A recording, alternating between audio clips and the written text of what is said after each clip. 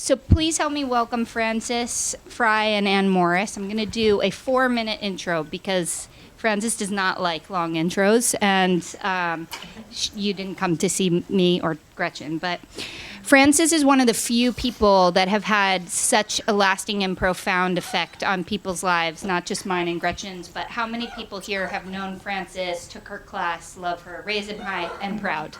Yes, the ripple effect goes far and wide across the nation in many countries. Frances teaches at Harvard Business School. After pit diving her on my first day, looking at some regression models, I asked her a series of questions that apparently were so JV. She then had a famous quote that lives on in my entire family, which is, "If I can get you to graduate, I am definitely making tenure."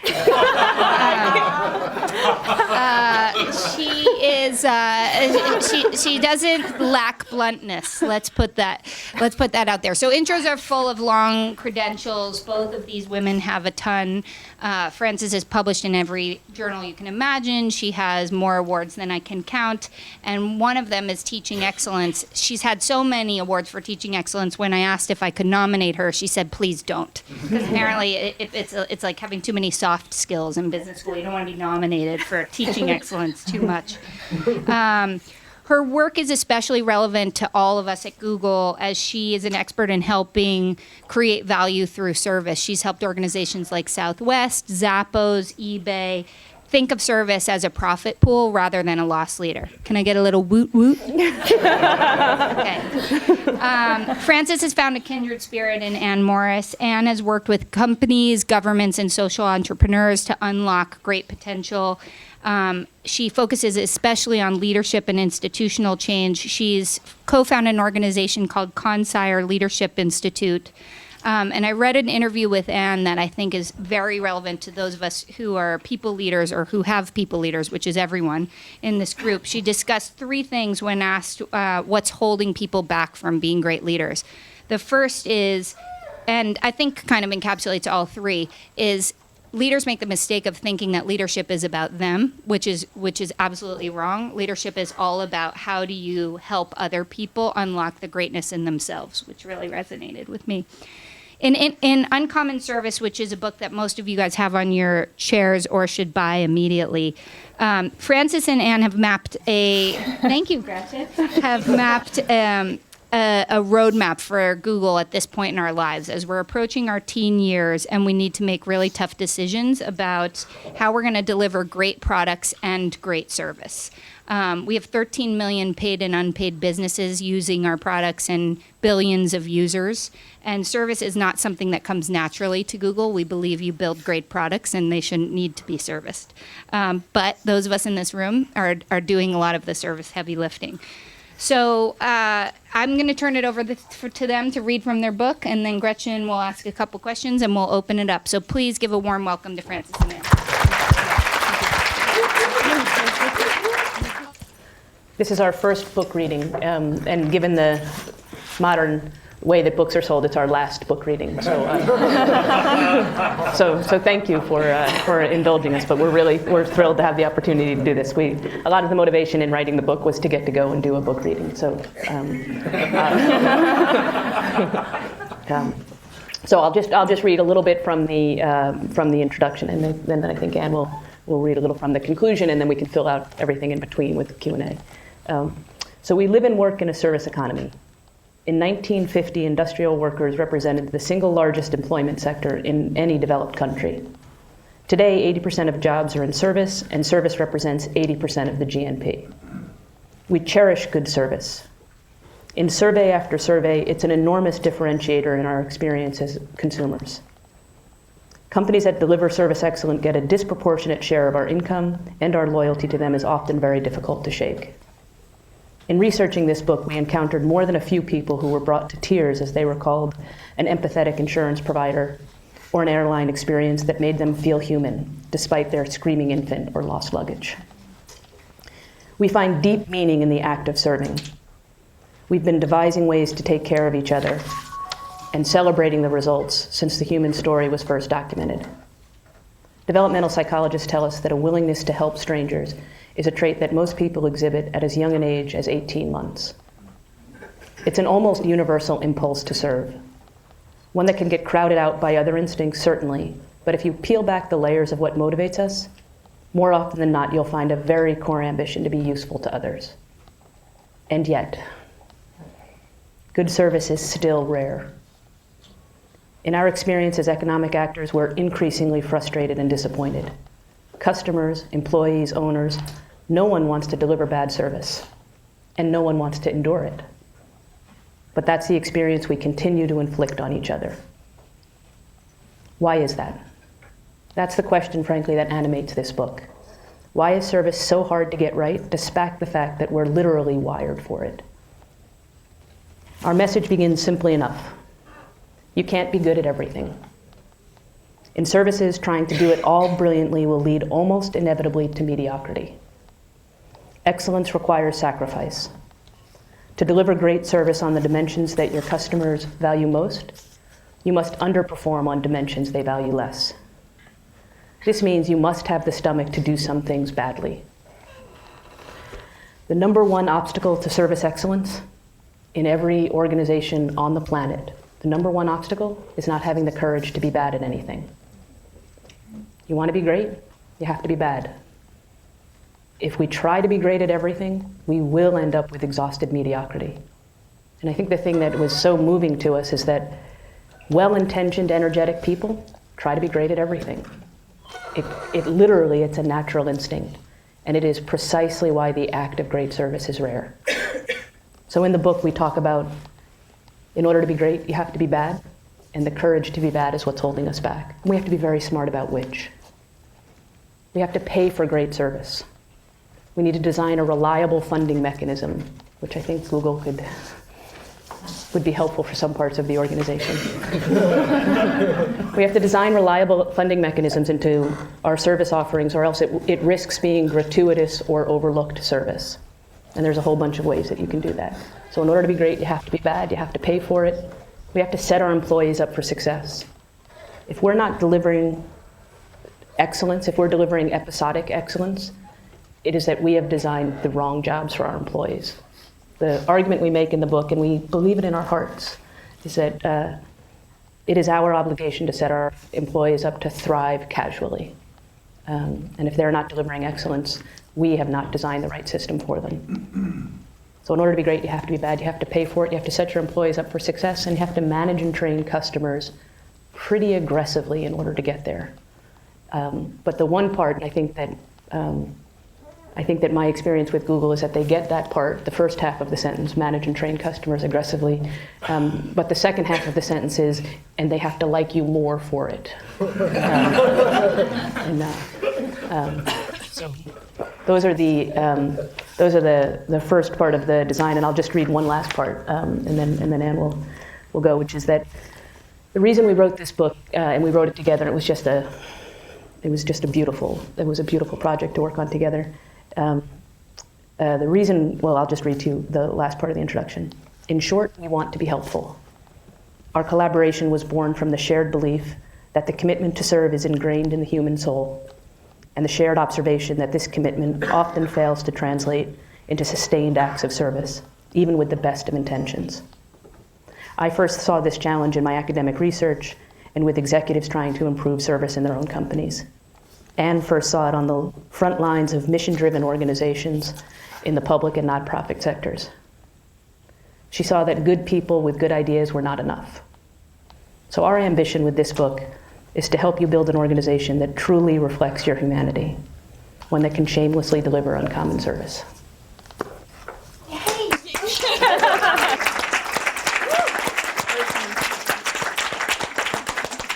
See any of you because I can't read with my glasses on, and so you're just all like a very polite blur. Do you want your glasses? No, I don't. Sure? I like them this way. So I'm going to read a little bit more. I was particularly excited about the dramatic reading portion of the book tour. So this has been pent up for a long time. I want to read a section from chapter 5, which is where we focus on culture. And because of the way we wrote the book and how we present the ideas, culture often gets a little bit sidelined in the organization. But in our worldview, excellence equals design times culture. So both are equally as important. I mean, some smart people would argue that culture is even more important. I think Peter Drucker said, strategy or culture eats strategy for breakfast. And I think there's a serious argument to be made for it. We would probably argue they're about equally as important. You got to get the design right, which is what Frances outlined, what we call our 4 service truths. And you have to get the culture right, the values that animate that design, and the often unspoken rules of engagement.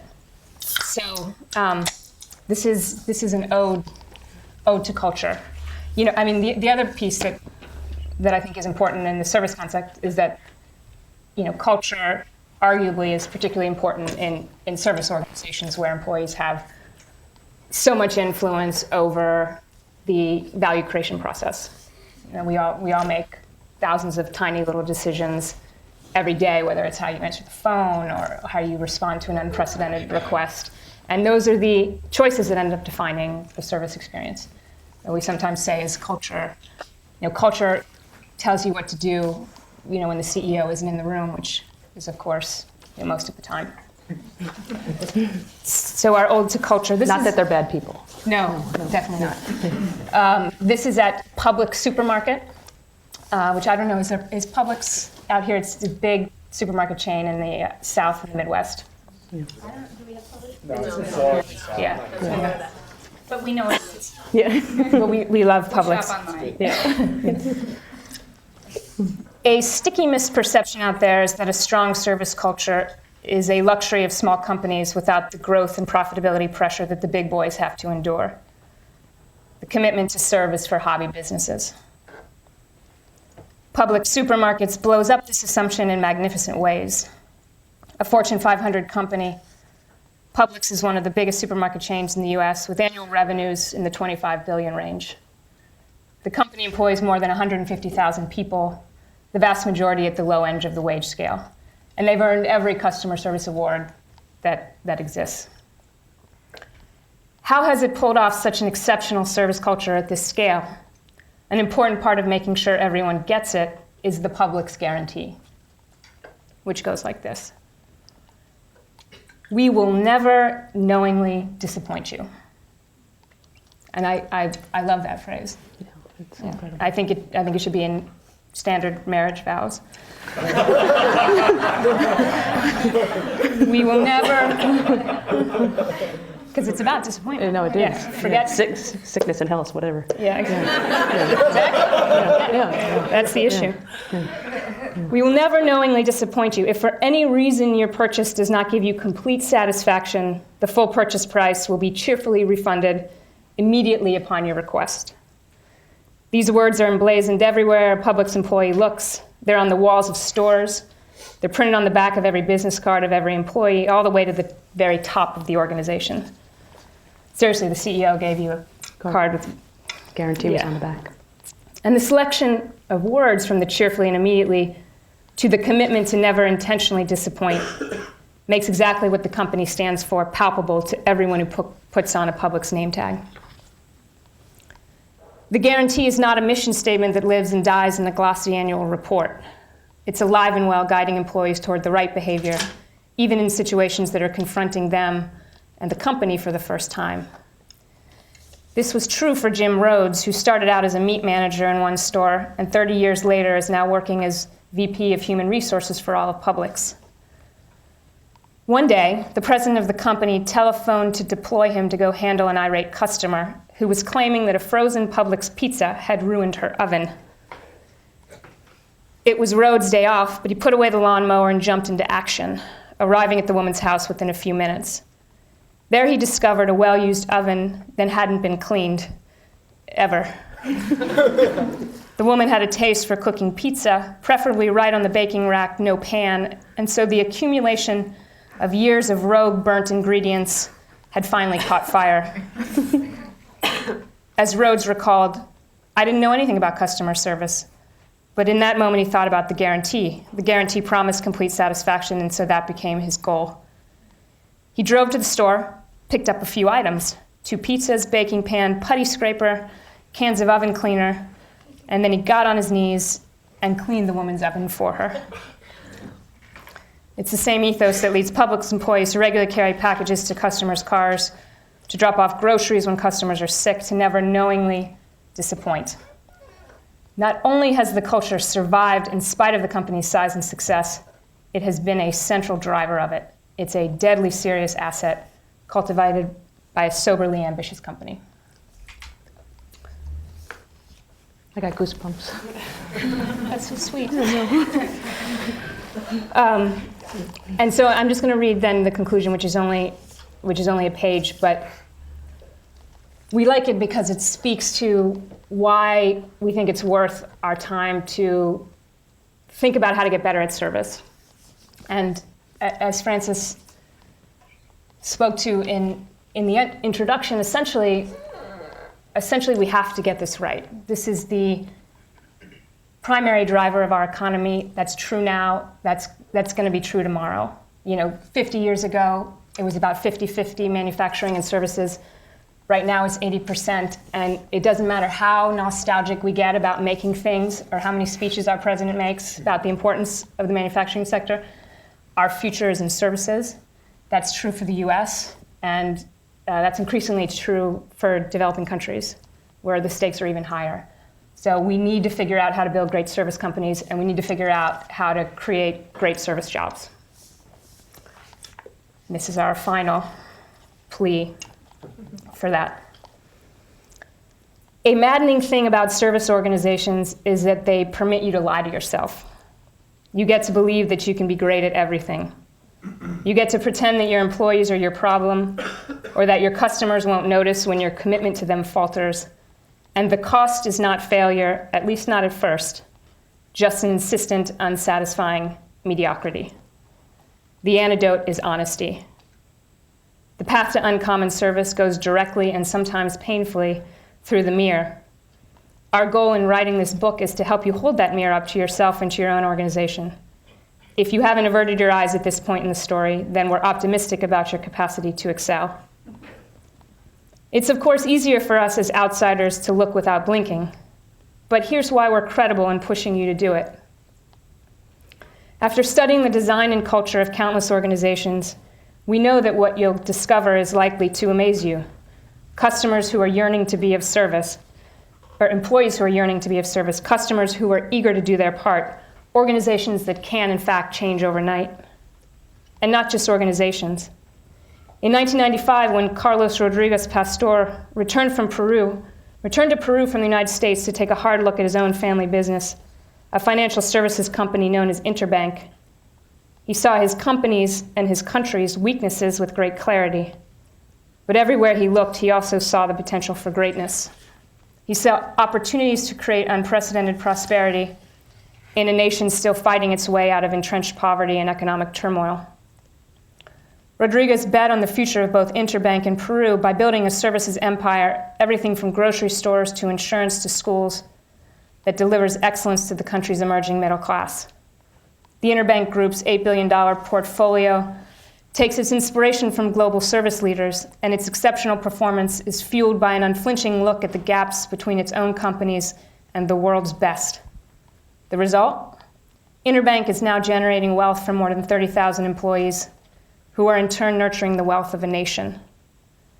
The way Rodriguez tells it, the country's motto was once a dispiriting and fatalistic "Sí, pero," Spanish for yes, but. His life's ambition is to turn the country's signature phrase into "Sí, Peru," yes, Peru. He's already made extraordinary progress.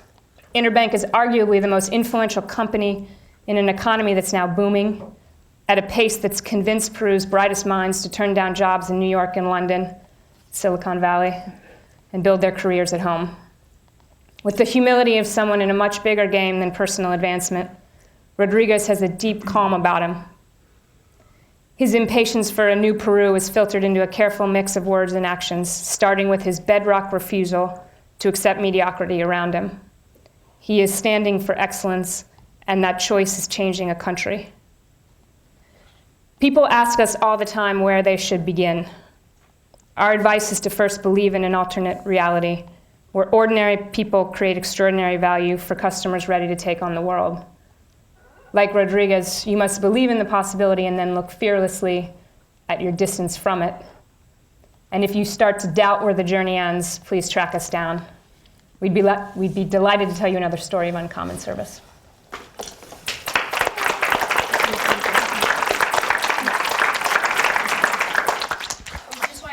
In iambic pentameter next, okay?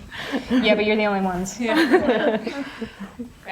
Okay, so I'm gonna, I want you guys to all start thinking of questions. And again, if the VC folks have questions, email APARDE, A-P-A-R-D-E, and we will ask them for you.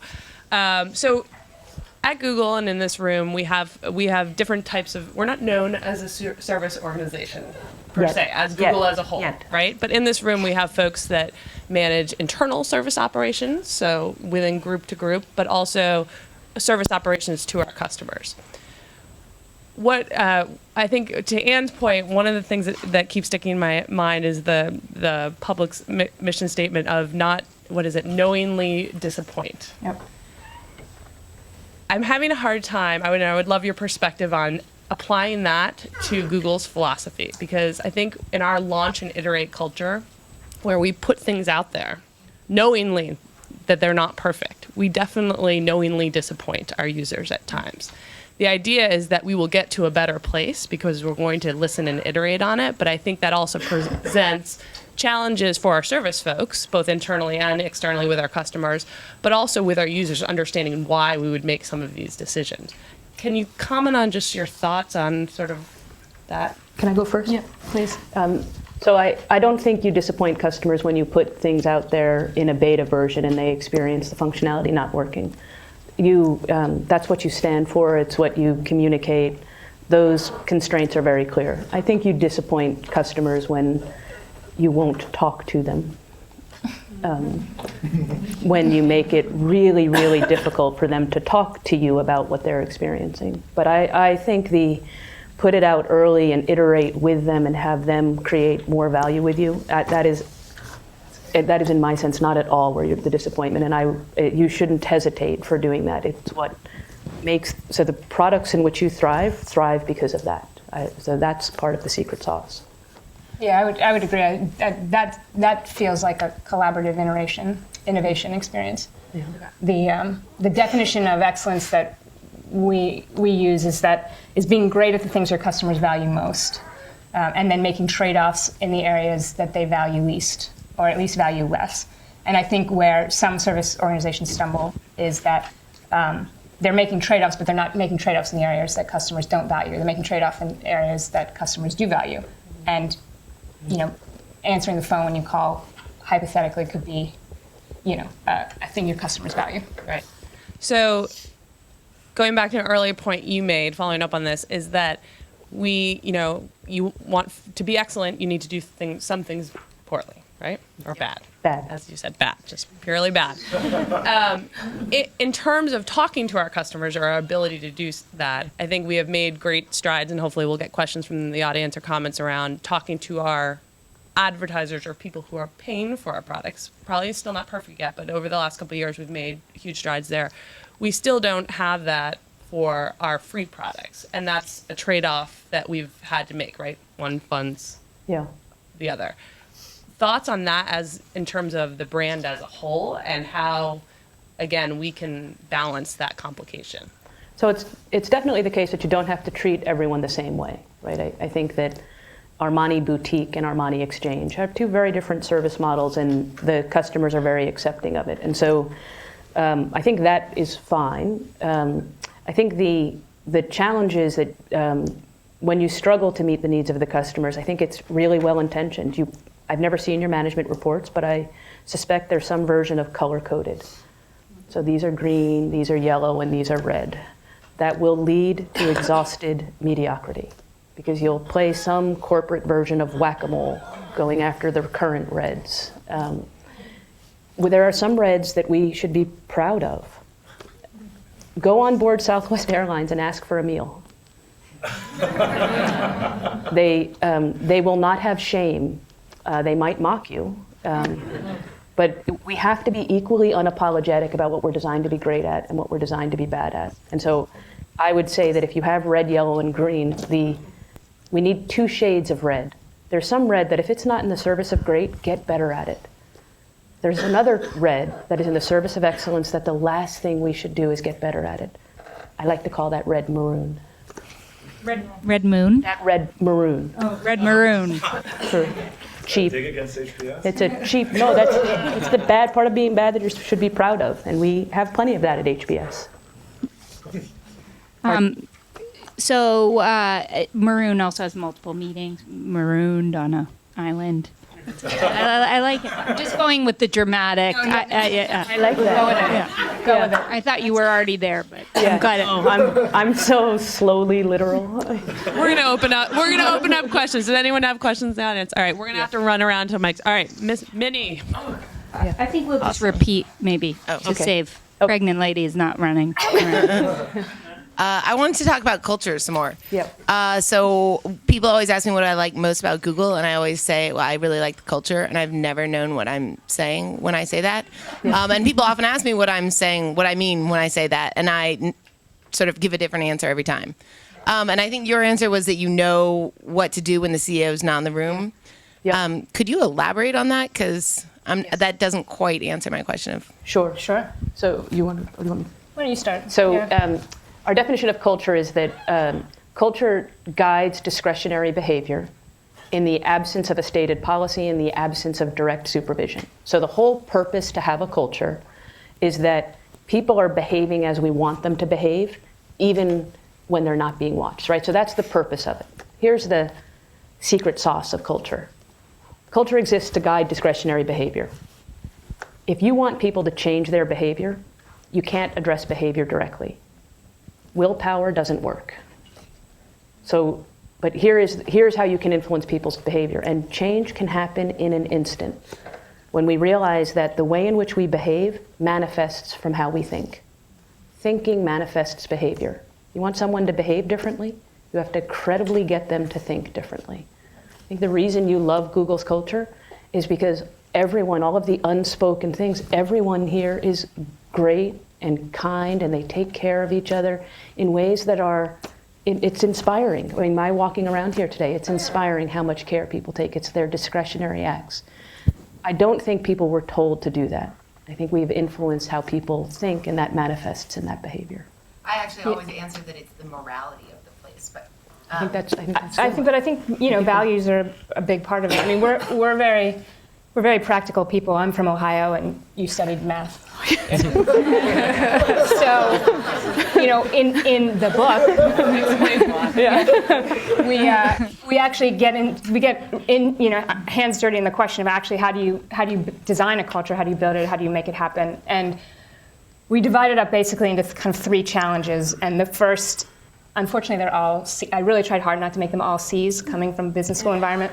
The 3 C's of culture. But the first piece is clarity, which is really understanding what kind of culture you want to build and why. What's important in terms of Google competing is going to be very different from Publix or another organization. So really understanding, what are those values? How do you want people to think? And some of the great examples of companies that have crystal clear understanding of that, Zappos is the one that really stands out. And Tony Hsieh talks about the 10 Google values literally almost Zappos. Every time he gets a microphone. He does Zappos. Yeah. Instead of Google values. Yeah. No, okay. it's the. I'm already getting excited. So, and then the other piece is then communicating those values, and particularly in moments where employees' hearts and minds are open. So in training environments, right when people walk in, making sure that you're signaling that, and then the consistency piece, which is making sure that there aren't what we call cultural breaks all over the organization, which happens a lot. Which is you declare service matters, and then in fact you're not picking up the phone, and that's a good place to start in many organizations is to root out those breaks. And I know you want to talk, let me just say, when call centers are sort of notoriously designed to fail, and so they're a great place to think about it when we tell the employees in the morning that the customer is what we're about, and then we tell the employees in the afternoon, but you have to do it in 180-second increments. And those are the disconnects that really make you, it would be impossible to have a great culture in that environment. Hi, I'm Lasse. I'm actually working in a customer service department here. I don't think your mic's on. I'm actually working in a customer service department here. I had a question about your Publix example, which is relatively like a big organization. And I understand that culture kind of is the kit of bringing this all together. But can you say something about incentive systems to incentivize this kind of culture and actually empower like the employees to fulfill this promise to the customer? So the most powerful incentives in any organization are informal status. So we all think that it's monetary rewards, and there's not a single study that shows those instrumental things work much at all. Formal incentives solve almost no problems. Dysfunctional incentives create a lot of problems. The biggest barometer, the biggest lever you have to influence culture is how you bestow informal status. Who do you give your attention to? Who do you give your distraction to? At what moments do you celebrate? That is what infuses the culture. So incentives matter madly, but it's the informal ones that matter. I often say that your biggest cultural weapon is it's probably politically incorrect. Is your BlackBerry. Because for whom, when they're speaking, do you bring out your BlackBerry? That is what is infusing your culture every day. Everything else pales in comparison. I also work with a lot of the advertisers. We're part of it.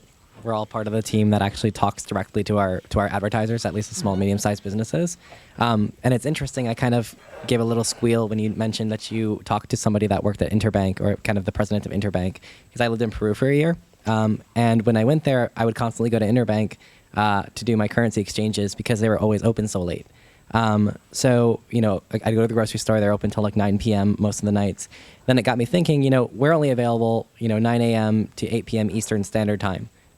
So what is your opinion on kind of 24-hour service, or how long, if we're going to be interacting with our advertisers, how long do you think is an acceptable time frame to be available? So I met Carlos when he came to take an exec ed course called Achieving Breakthrough Service, and he brought 11 people from Interbank. And the first case we taught there was a case called Commerce Bank.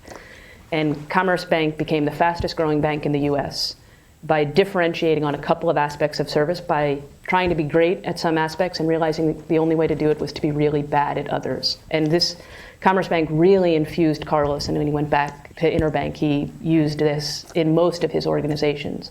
So the trick that we learned from Commerce is that they're open all night, all day Saturday, all day Sunday with full service banking.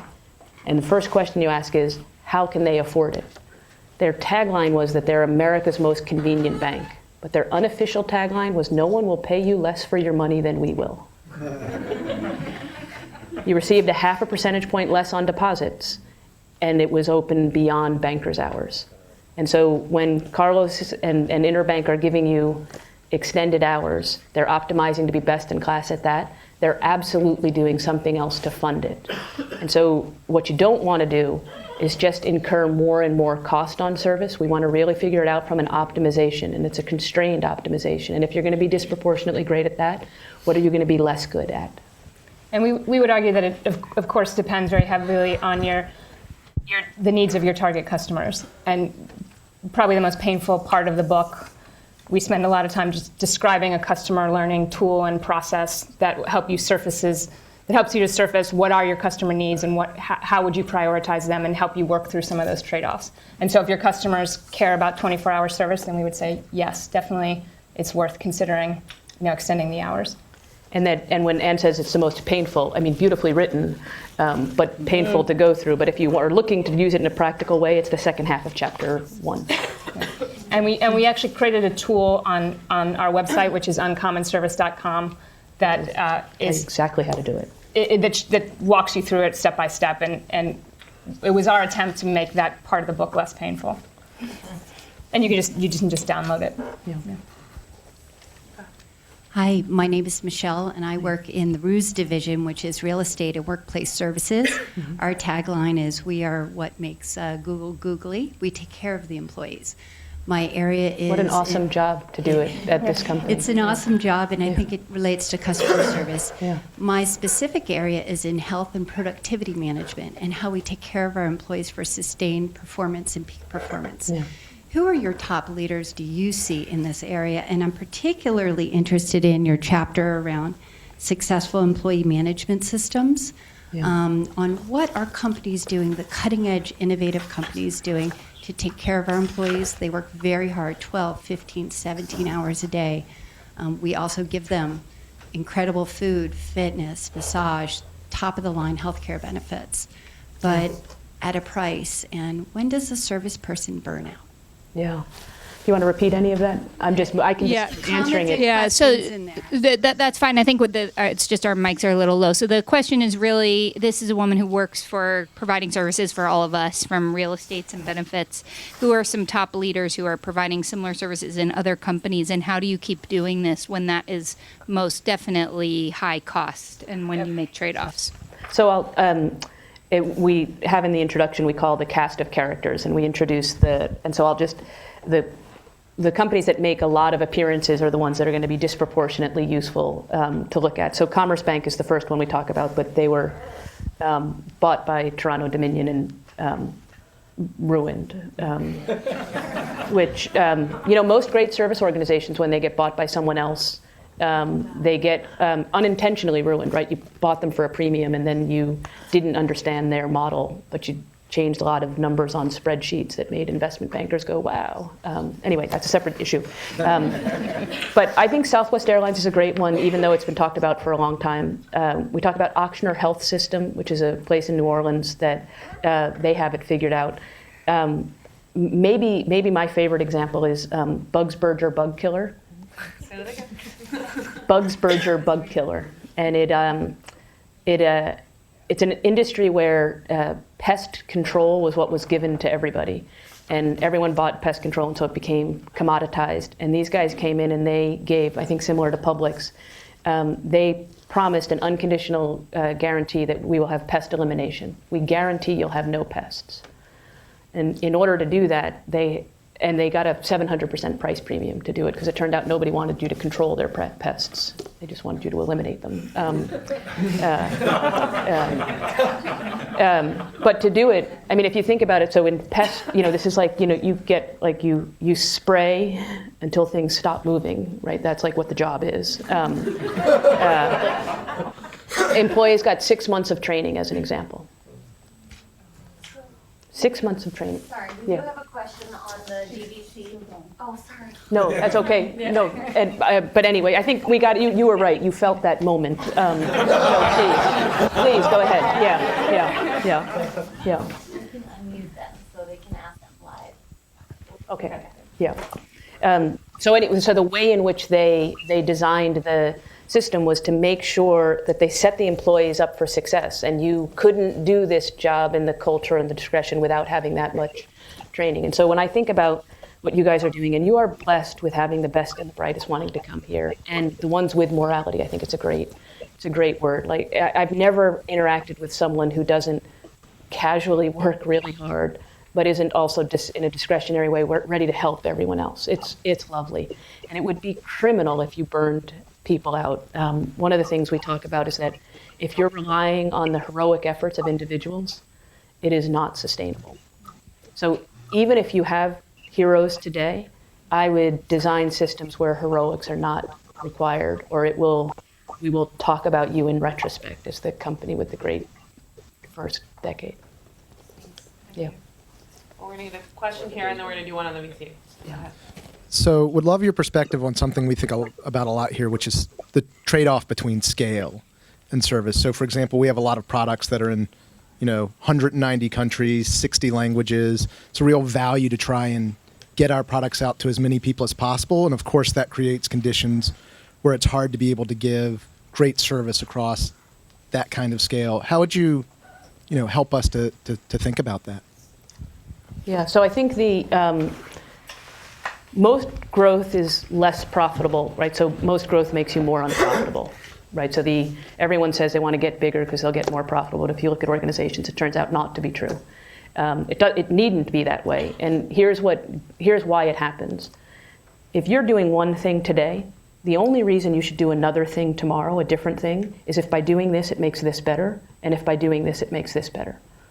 So if you scale in a smart way, it will become profitable. If you scale not thinking about that, that is, if I'm doing this today and I do that tomorrow and it makes my doing this worse, that will be a predictable challenge. And so when you think about scale, what I would say is make sure you're only doing the things that make everything else you're doing better. Only grow in a way that makes the core stronger, and only do the things in the core that make the growth part stronger. I have no idea what your growth is, but I bet you're doing some things that are more of a sled on the rest of the organization. And that is what is tempting, because we think growth is the goal. Growth is a magnificent manifestation of doing everything else right. I think the question, that's a good point. I think the question is a bit of a slightly different angle on it, though. But that was a great answer, though, right? It was a great answer. It was a great answer about okay, if it wasn't to your question. economies of scope, and we absolutely do a lot of things that could be considered a sled, I think. Yeah. But this is more about the scale of the volume of people that we serve, and it's actually a core value of Google to not just serve English markets, not just serve developed markets, but to serve all markets as much as possible. And that's what I mean by serving tens or hundreds of millions of people in 190 countries in 60 languages. It's the same answer, but I'll phrase it differently. No, and I mean that genuinely, that I love the ambition. So the ambition of Google is to serve, maybe from what you're saying, all people on the planet. And what I would say is, if serving a subset of those people meant serving the rest of them had to be worse, would you make that trade-off? And if so, just do it with an open heart. In general, because you have a lot of scope, even if it's doing the same thing in different countries, it's doing a different thing. So I think that it does apply to this, that I would argue that you should prudently only do additional things that make the core of what you're doing better. And that's where we want to think really creatively. So how can go to this new market or to these 10 new markets make what I'm doing over here better? And by the way, there's lots of ways to do it. Lots of innovation that can occur here can get fueled back and to make this better. But that has to be the guiding principle for it. And to affirm the question, I mean, that is the interesting question. And it's definitely a bias that shows up in the book. All of the examples that we go after are organizations that have figured out how to do this on a big scale. Because that's that's where it gets really hard. Yeah. And we spent a chapter just talking about the growth question, chapter 6. I never thought I would be this guy. But it's a great question, and it is a great question. It's much harder at a bigger scale than at a lower scale. Yeah. Yeah, I apologize. I didn't mean to have anyway. It was great. It was great. Yeah, no, I get. All right, you're done now. We're on to something else. Okay. We are. Harvard spirit. We're gonna test our technology now, and we're gonna take a question from the VC from Deepak. So you should be unmuted. All right, can you hear me? Yes. Awesome. Oh, perfect, it works. All right. Hey, first off, I just want to say, Frances and Anne, thank you much for coming to the session today. I apologize I can't be there in person. For those that know me, I joined Google about 2 years ago with the whole mission of trying to make this like much more a world-class service organization. And I actually lead our global customer services for Google now.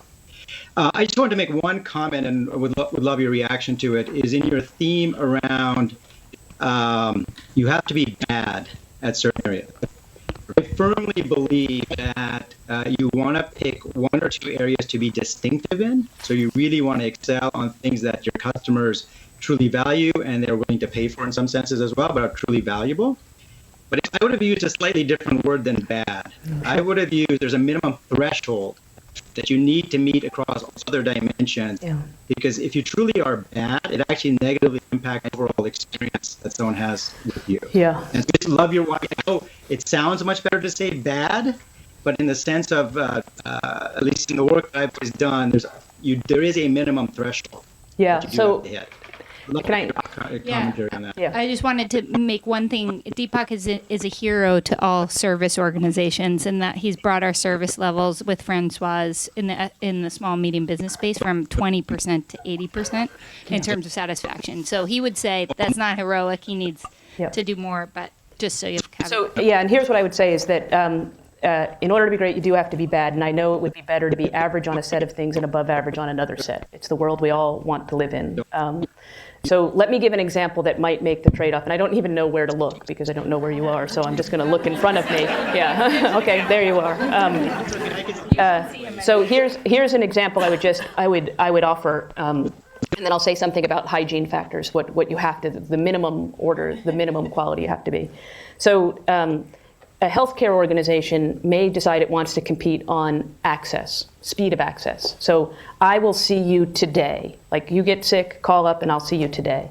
In order to do that, they will not likely be able to give you a very high status person. It's not going to be a world-renowned doctor that you can come in and see on demand. It's a case where access and status trade off against each other. You want to be best in class at access, you're going to be worst in class at status. If you want to be best in class at status, you're going to be bad, below average at access. Or you could say, you know what, a charismatic leader could stand up and say, we are going to be best in class at status and access, and we're going to push on both. And what we have found is that that will lead to exhausted mediocrity. And so I know it doesn't sound right, and it's not what I would use perhaps to motivate the troops, but literally in order to be great, you have to be bad. And understanding where those trade-offs are, and they're not shameful trade-offs. You know, MacBook Air is the lightest weight computer. It traded off on things like ports and memory. There's no angst. Every year they try to push the frontier, but literally these things trade off against each other. And so what our plea is to find out where those trade-offs are. So that's the first part. And then very quickly on the second part, there are a set of, so there's a notion of hygiene factor. That is, if you don't do it at a certain level, you don't get to be in the consideration set. So a hypodermic needle is our favorite example of that, I think, that you have to be 99% sterile to be called a hypodermic needle. If you're 98.5% sterile, you're not a hypodermic needle, right? So that's not good enough. But if you're 99.5% and I'm 99.3%, you get no extra credit for doing it. Don't differentiate on hygiene factors. Be good enough so that you can be in the consideration set, but don't spend the extra part on it. Yeah, when we talk with audiences that are filled with engineers, there's nothing controversial about this message. They can't believe that we're being paid to be there, that we wrote a book. I mean, like, for people who work with physics every day, this is intuitive and obvious. And I think where we get stuck as a species is when we think that those rules actually don't apply in service organizations. Okay, we're going to take one more from the VC from Ann Arbor. Let's try this, and then we'll go back to the start. Hi, can you hear me? Yes. All right, perfect. So this actually follows up on Deepak's question fairly well, so I'm glad he went first. But I work on our customer support team for advertisers on the phone, and as our numbers continue to roll in, it does seem more and more that they're looking for perfection from the service that we provide. And as you said, there is always going to be a bad involved. So how do we help our customers understand and accept the bad that we're going to be offering? Yeah, so I think that's a great question because customers rarely, if you ask customers of these 10 things, rank how important they are, there's no incentive for them not to say all 10 are important. So the market is what, and what their alternatives are what help you do that. It's not that Southwest Airlines customers are not hungry. It's not that if you said, would you like a meal? Customers would say yes. But what they've done is made it clear to customers that if we provide you a meal, we have to have catering. If we have catering, it'll slow down the turnaround time. If we slow down the turnaround time, we'll have to have about 100 more planes a year, and we'll have to raise ticket prices by about 40%. So if you make the trade-offs clear, we're optimized to be great at this, so I can see you same day, you'll see as a nurse practitioner. Or you want to wait for the best person, you want to see the best person in the world, people are likely to wait a month in order to do that. So I think we can get customers to understand it if we make what we're optimizing for very clear to them. Yeah, and Herb Keller is a great example of someone who, you have to sell it to your employees, you have to make sure everybody gets it, and then you have to sell it to your customers. It's absolutely part of the marketing messaging. If you're unapologetic about what you're bad at, you will get better at it. can't help it. And then that's the only reason that's bad is if it makes what you're distinct at worse. Right, if you're apologetic. Yeah, I'm apologetic. Thank you. So maybe we're going to leave you with the wrong impression, but I want to focus on the bad again. Yeah. So I run the organization that provides support for local businesses, and particularly people that have locations and you go there, and often something's wrong. We're really bad about getting everyone's information right. We're terrible at it. And that's the one thing, as far as I can tell, that's the number one thing the customer values. And awesome. Like, just give like a 20% job to somebody in this room. They'll fix it in like a week. We can't. That's you haven't yet. As okay. Yes. Haven't yet. We are. Yeah. That's her confidence. Yes, I've been doing it for about 5 or 6 years. So we've been working on the problem since the beginnings of Google, right? And so the question is, in the interim of creating an engineering solution that really truly fixes these problems, how do you approach the support team that can't always fix the problem, but wants to provide a positive support experience? Yeah, so I think that's probably going to be the situation always, right? Because you'll always be going to the next frontier. So the first part is I'm inspired by Google that anything is possible, and that if you've been doing something for 5 years, coming up with a fresh new way to do it, that's not always just by the engineers making a better product. So I think that there are, I suspect that the next generation of Google will be as innovative on non-engineering fronts. So anyway, that's just a side comment there. But having people thrive in the presence of constraints. We have to just make what the constraints are clear and then unleash them. So right now, the constraint is we're going to give you incomplete information with which to serve your customers, is what it sounds like. And I'm not, I wouldn't play poker with you. The face you're giving me is nothing back. So is that right? That it's I mean, that was like. It's more, we have 90 million places listed on Google. So if you're trying to find a place, that's what we're talking about. And we get something wrong in that information. We have so incorrect data. About a location. And about your business. Wrong phone number. Okay. So you got it right. It's the you could say engineering is not providing us the right data. They would say it's impossible to map the world, but either way. And so your you have cell phone is listed as the HBS main phone, right? Really? You can't get it. No. Okay. Those are the kinds of circumstances. Yeah. Okay. And you just scared me. So